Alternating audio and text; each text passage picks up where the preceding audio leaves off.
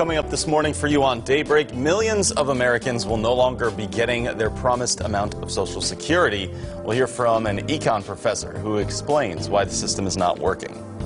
And a disease that was eradicated nearly 20 years ago is making a comeback around the country, including in Missouri, what Greene County health officials say could be the cause. Plus, a school district in Arkansas is making student safety away from school a priority as traffic violations involving buses increase. We have that for you and more this morning on Daybreak. Good morning and thanks for waking up with us. It's Thursday, April 25th. I'm Lauren Barnes. And I'm Joe Moreno. Hope you're doing well at home as we're almost pushing along to Friday right there. Ready to go this morning. So close. So close, right?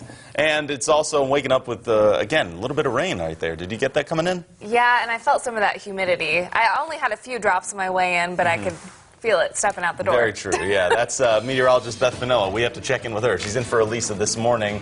Yeah, just a few raindrops today. Is that a sign of things to come or what? Yeah, I think we'll have some rain chances through the morning, and then by this afternoon we'll get to see some much-needed sunshine that we haven't seen the past couple of days. It has been a while, right? Yeah, we'll get to see it tomorrow and today. Okay, I promise. 2 days in a row. How about that? We've got a dense fog advisory right now for counties north of Highway 60. That lasts until 10 o'clock this morning. So again, you want to remember when there's a dense fog advisory to take it slow and to use extra caution and leave extra space between you and the car in front of you. We've got less than a mile visibility for those areas with those dense fog advisories. We've got 3-mile visibility in Springfield, about a 1/4 of a mile visibility down in Branson. We've got raindrops on the camera because it's still drizzling out there. We've got 58 degrees in Springfield with a north wind at about 5 miles per hour. We've still got those showers mainly along and south and east of I-44, and that's where it's really going to stay today. We'll keep the clouds north of I-44, and their temperatures will be able to make it into the 70s quicker because those where the clouds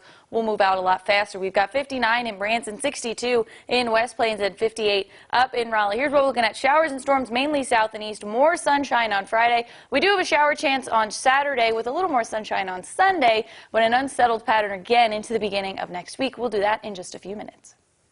Okay, Beth, we'll see you then. Making news now, millions of Americans will not receive full promised Social Security benefits when they retire. The combined trust funds for the government's 2 largest entitlement programs will be gone by 2035. Basically, there will be not enough money to pay everyone the full benefits, and if Congress doesn't make a change in the next 15 years, there will only be enough money to pay about 75% of the benefits. Social Security benefits are funded by taxpayer dollars, by people who are still working. Dr. David Mitchell, a professor of economics at MSU, says that system only works when there are more people paying taxes than receiving benefits. The issue is that as time goes by, the percentage of the population that's collecting benefits is growing faster than the percentage of the population that's actually paying in taxes. And so you'll get to the point where the amount of taxes that are received isn't going to be enough to pay for the amount of benefits that have been promised. And we have a link on our website to where you can check the status of your Social Security benefits. Moving on to some more local news, efforts to help kids and families get out of poverty is something you may have heard about before in Springfield, and now you'll see it for yourself in a PBS documentary series featuring people in Springfield.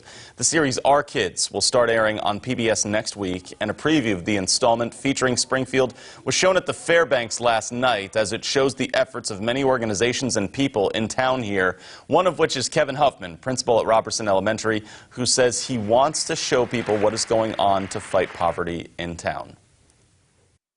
I think they're just going to see that Robertson's got a heart for kids and a heart for families, and we're just trying to make a difference in our part of the world. And I had several people call me. The episode featuring Springfield will air at 8 o'clock on PBS on Monday, May the 6th.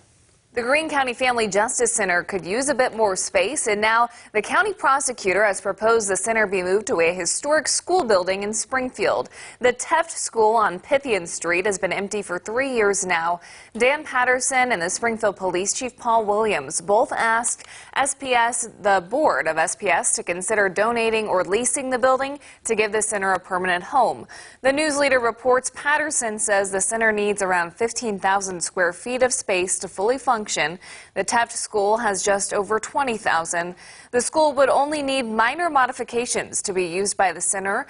The Justice Center opened 7 months ago inside the Greene County Courthouse, where it currently occupies just a fifth of the space it's asking for. A groundbreaking ceremony will be held today at 11 in Bolivar as Liberty Utilities begins construction on a new service center. The current Bolivar Center was built in the early 60s and is no longer suitable.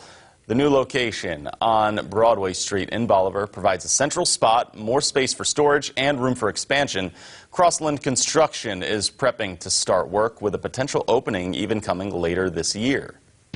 And in your medical coverage, after being eradicated for nearly 20 years, the measles disease has returned. The U.S. now has surpassed the highest number of cases since 2000.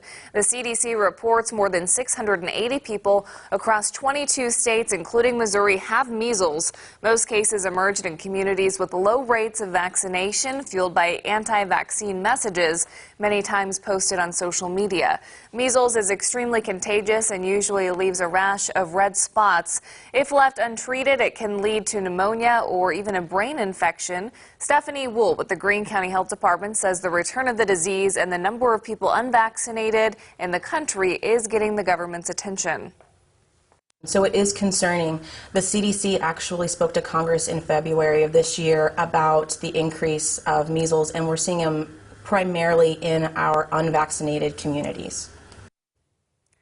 Wool also says anyone who's unsure about vaccinating can always contact the health department for more information about the measles vaccine. And the World Health Organization is often associated with epidemics and outbreaks. Now it's making headlines for a decision affecting parents around the world. It's released new guidelines which recommend no more than 1 hour a day in front of a screen for children under the age of 5. For those less than a year old, they should not be exposed to screens at all. But not everyone in the medical field agrees with this, because researchers at Oxford University say these guidelines actually don't properly account for the benefits of tech as a teaching tool.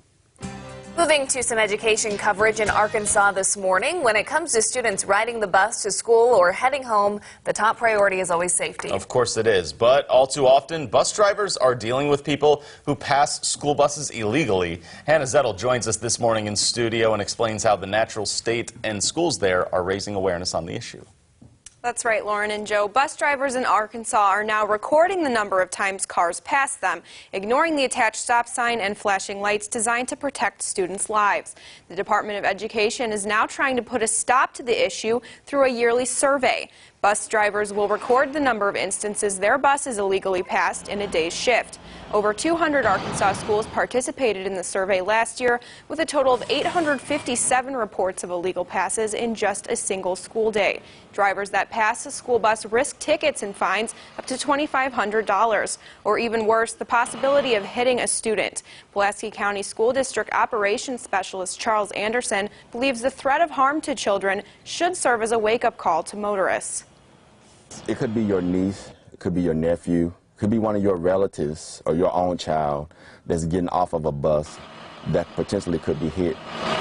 The survey was conducted this past Wednesday, and the Department of Education should have an updated number of illegal passes published in about 2 weeks. All right, Hannah Zettel reporting this morning. Thank you. Still ahead on Color 10. The new Avengers movie is expected to set some records before even opening tonight. That's right. Plus, Facebook is setting money aside, anticipating a fine. We'll explain coming up in your Money Watch. From Color 10 Ozarks First, Lauren Barnes, Joe Morano, and weather with meteorologist Elisa Raffa. This is Color 10 News Daybreak.